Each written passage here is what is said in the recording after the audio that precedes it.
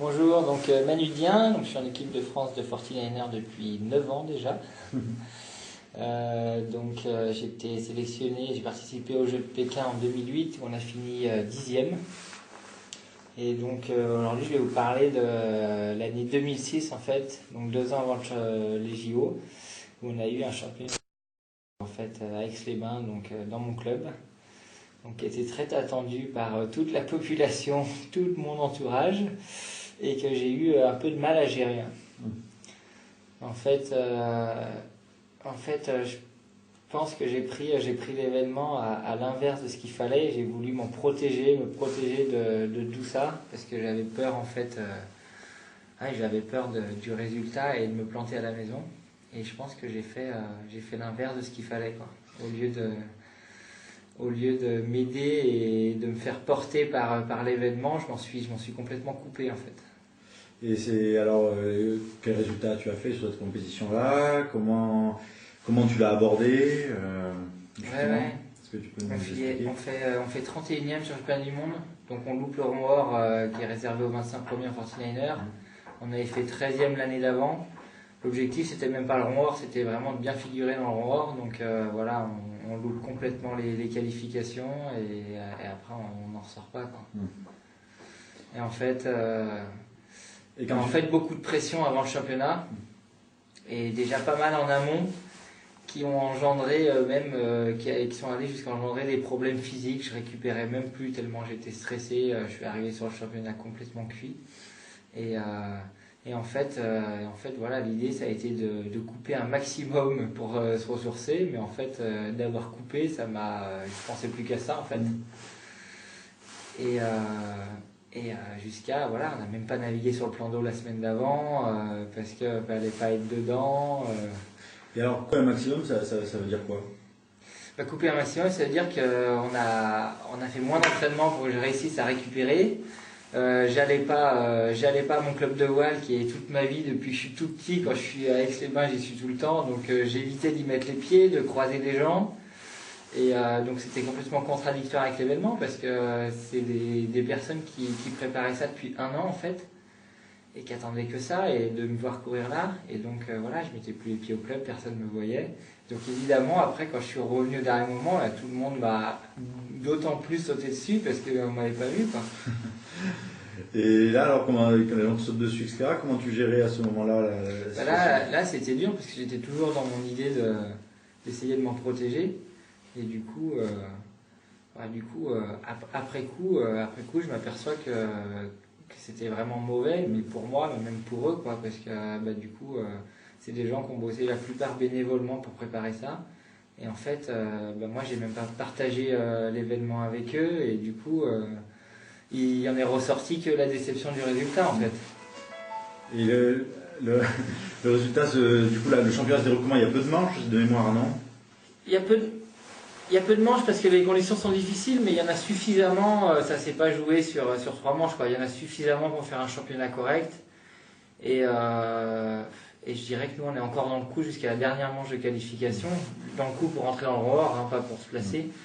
Et sur la dernière manche, on est bien placé, on foire totalement le dernier bord qui nous sort du jeu, quoi. Qu'est-ce qui est perturbant sur un championnat de ce type qui se joue à domicile alors après cette expérience-là? Enfin, je parle pas de ce qui se passait avant, là je parle pendant l'événement lui-même. Qu'est-ce qui le rend si particulier?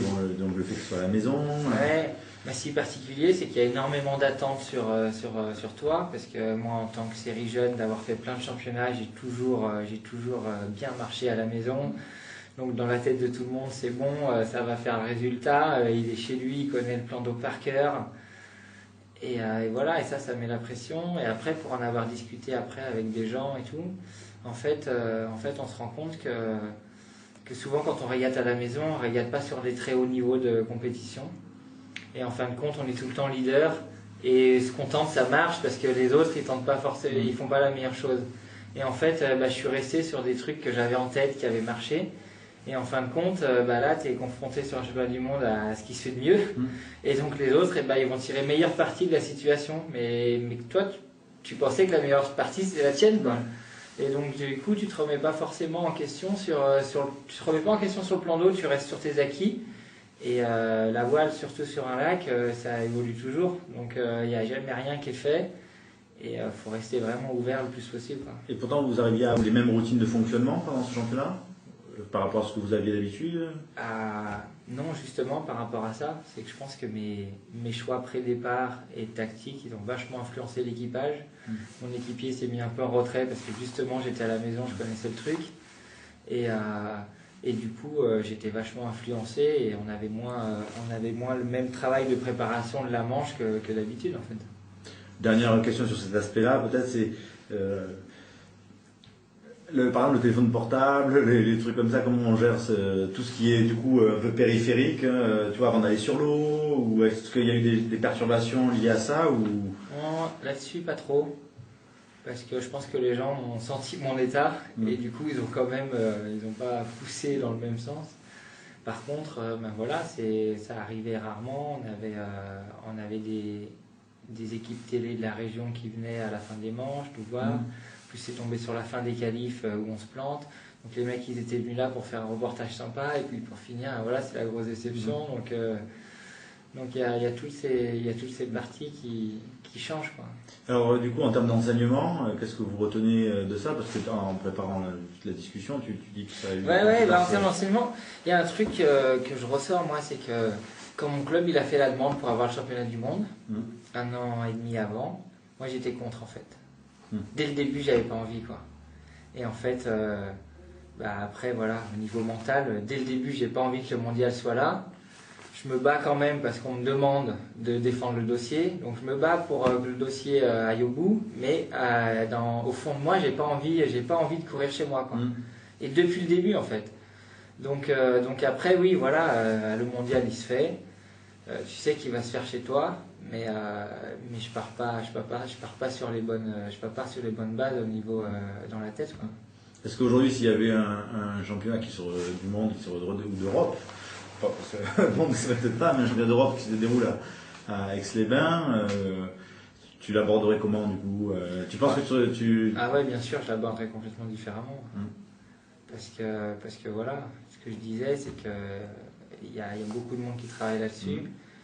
Et pour toi, qui te suis toute l'année sur les autres épreuves, et là, ils sont chez toi, ils peuvent en profiter. Et là, je pense que je ferais vraiment l'inverse, quoi. Alors après, il faut faire attention à ne pas aller trop dans l'excès inverse et à se faire trop porter par la chose et à être trop en confiance. Mais au moins de partager la chose, je pense que rien que le fait de la partager, on se met plus dans l'événement et voilà, ça aide, quoi. C'est comme toutes les équipes collectives qui jouent à la maison, ils sont poussés par le public. Sauf que nous, en voile, on n'a pas ça toutes les semaines, donc on est mal préparé à ces choses-là, quoi. Alors quel conseil tu donnerais à de jeunes régatiers qui rencontreraient ce type de... Ouais, les deux conseils que je donnerais, c'est de ne pas changer ses habitudes d'entraînement, comme on l'a bêtement fait, et vraiment de faire partager ce qu'on ressent au niveau de la régate, au niveau de tout ce qui va autour, avec les gens qui travaillent et qui sont là pour nous. Et après, l'autre conseil, c'est ce que j'ai dit un peu avant, c'est que sur le plan d'eau, même si c'est notre plan d'eau, il n'y a jamais rien qui est écrit, quoi. Donc des fois il faut savoir un peu oublier ce qu'on a pu faire avant pour vraiment mettre à plat tous les paramètres de la régate pour arriver à tirer le meilleur des manches, quoi. Tu disais, Vas-y. Tu disais que ça avait eu une conséquence sur la fin de la saison. Oui, parce que parce qu'on fait 31e le championnat du monde et premier français. Donc il y a des options personnelles, mais de l'équipe aussi. Il y avait une politique d'avoir mis beaucoup de moyens sur les 49ers pour enfin qu'ils percent. Et là, toute l'équipe se plante en France. Donc avec le président et le DTN qui sont là pour la remise des prix. Voilà. Donc voilà, donc là on a pris un gros coup de pied dans le cul et on s'est pris un ultimatum, quoi. Et là il a fallu vraiment réagir parce que 1 mois et demi après on avait la pré-olympique en Chine. Et là il s'est même posé la question de nous envoyer ou pas. Pour finir on est quand même parti parce que tout était réservé, donc il nous a envoyés. Mais voilà, ça pouvait être notre dernière régate en fait. Donc du coup, on est arrivé en Chine en se disant, en fait, aussi bien dans 2 semaines, on n'est plus du tout suivi. Et là, il y a vraiment un changement d'esprit qui moi, m'a servi pour la suite parce que je suis très méthodique, je prépare énormément les choses et je vois très loin en fait. Donc il y a beaucoup d'avantages sur les préparations parce que voilà, j'oublie rien, je suis jamais en retard dans ma préparation, je vais toujours avoir ce qu'il faut sous la main. Par contre, du coup, pour me préparer sur un événement vraiment type, j'avais du mal à faire le focus sur cet événement parce que j'étais toujours à me projeter pour pas oublier la suite et il y avait toujours quelque chose derrière.